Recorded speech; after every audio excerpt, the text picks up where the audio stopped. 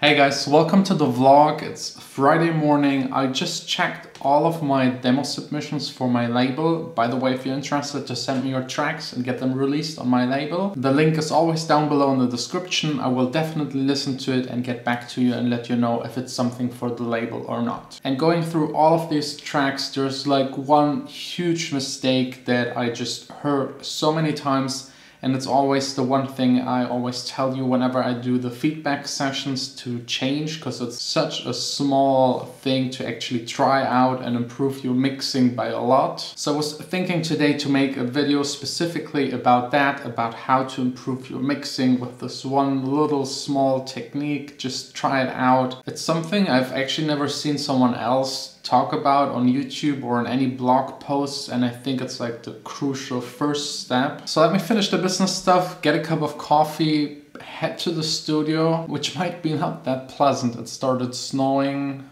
and raining, like snow, rain. And I'm still feeling a little bit sick. As I mentioned yesterday, I also still didn't really sleep, but I don't care. I just have to head over to the studio and get my things done. So let's go.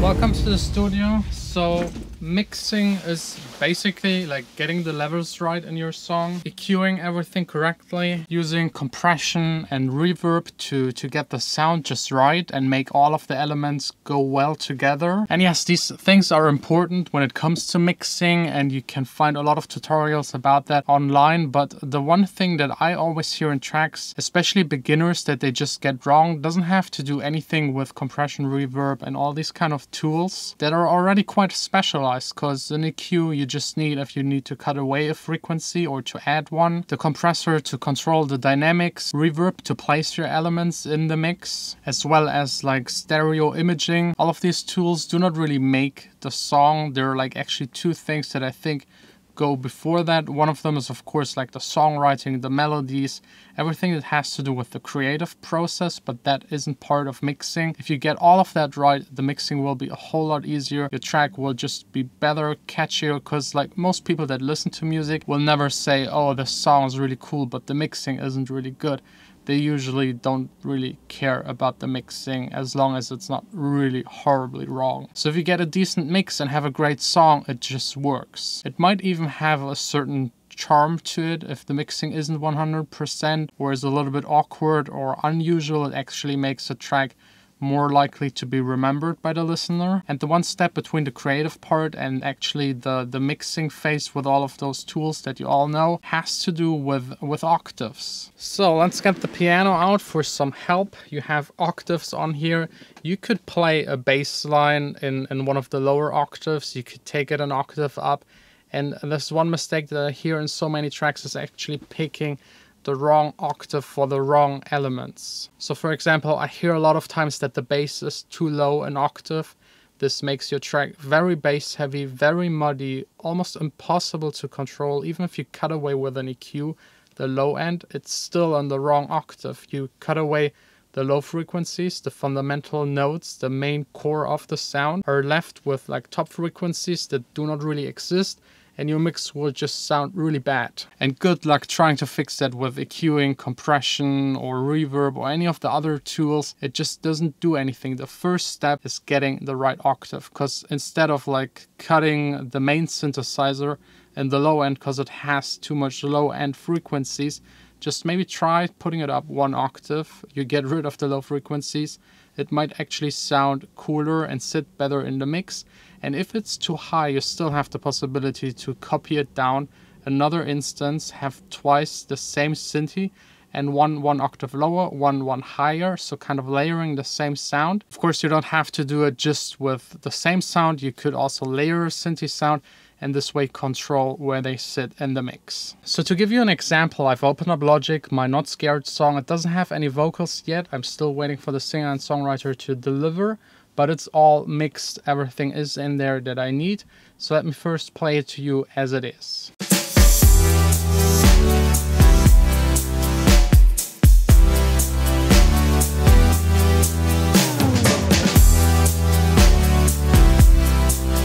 So yeah, that's the song, just a little segment for you as an example.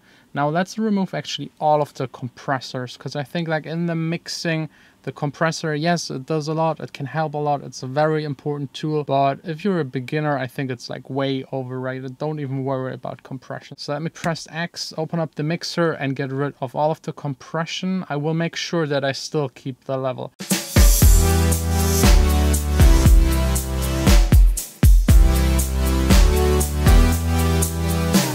Not a huge difference, to be honest, because I also didn't use a whole lot of compression as long as you're working with samples within the box. Now let's actually remove all of the EQs. I think there will be a big difference, especially in the low end, because most of the EQs are low cuts.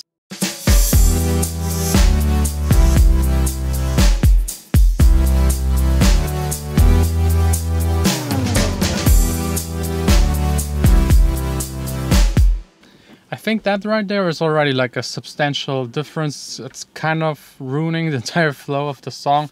I think main reason is that now the bass is not getting cut anymore and it's like really mudding up the entire low end. You don't really feel the kick anymore, you don't feel the groove anymore.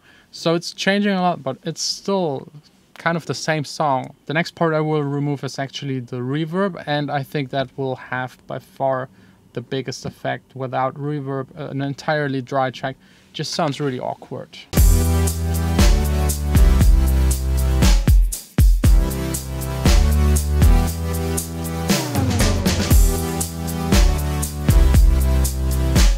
I don't know, it's kind of fun to reverse engineer the song and slowly destroy it, but now without compression, without EQing, without the reverb. Yes, there's a difference. This difference is big. This difference is doing something, but it's still not ruining the entire song. It's still the same thing. And I can bet you if you listen to this test on your mobile phone or on small speakers, you might actually not hear a difference at all. But let me play to you again all of those versions without the EQing, then without EQing and compression, and then also removing the reverb, all after each other so that you can compare them better for yourself.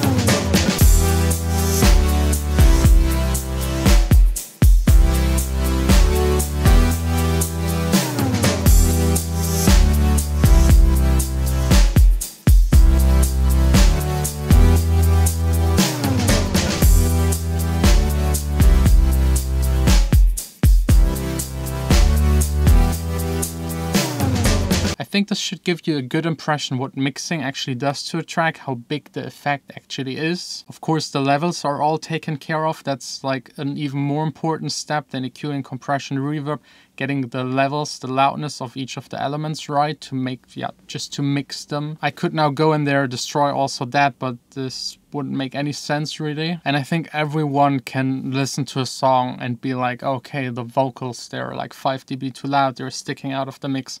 Let's reduce them. But now let's actually go in there and change the octaves of the element, like where they actually sit in the frequencies.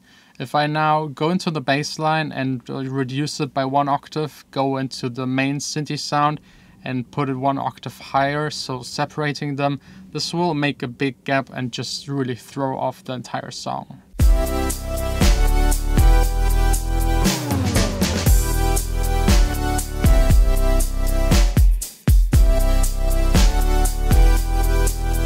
And that's pretty much what I've been listening to a lot in the demos and the track submits. It just sounds off, it just sounds bad. And there is no way, if you have the octaves wrong, if you place the element into the wrong frequency spot, because the bass belongs to a certain spot, the main synthesizer belongs in a certain spot, the hi-hats belong into a certain spot. If you mix those up, you will just get a result that is awkward, horrible. And even now, if you would mix it again and do all of the reverb, compression, all these kind of things that everyone tells you to use to improve your mixing, it won't get you anywhere. There is no way to rescue it. If the bass is just way too low, you can cut away as many low frequencies as you want. There's no bass then left anymore, or the bass just sounds awkward. So if you have a song, if you have problems with the low end, try maybe changing the bass to another octave. Maybe try out pitching up or down the kick, because also like the drum elements, they are also instruments that have a frequency that you can move around by pitching it up or down. This will make everything sound better and smoother and not clash that much. There is actually like a graph that shows you where which element belongs in the mix by the Future Music Mac. I will try and find it. If I find it, I will display it right now here on the screen. You can just pause, screenshot it. And if you follow those simple rules, just by placing the parts into the right spots, you can make actually every song work with way less effort in the mixing process. I know a lot of you, and I also had it for years, you mix and mix and mix and you don't get anywhere, but sometimes the mistakes happen at a way earlier stage. Actually, usually always they happen at an earlier stage. So either your songwriting isn't good, the song idea isn't good, or you just put the elements into the wrong spots. And then if you got all of those right, then you can worry about compression, EQing and all these kind of things.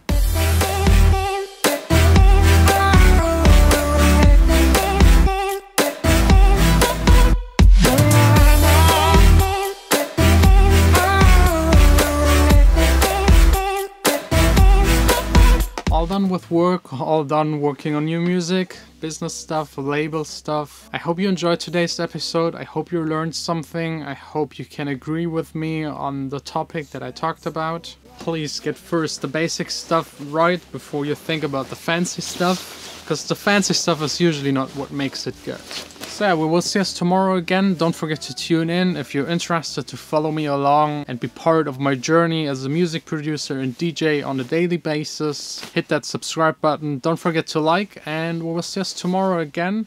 Maybe back in the studio, maybe doing something else fun. I don't really know. You never know.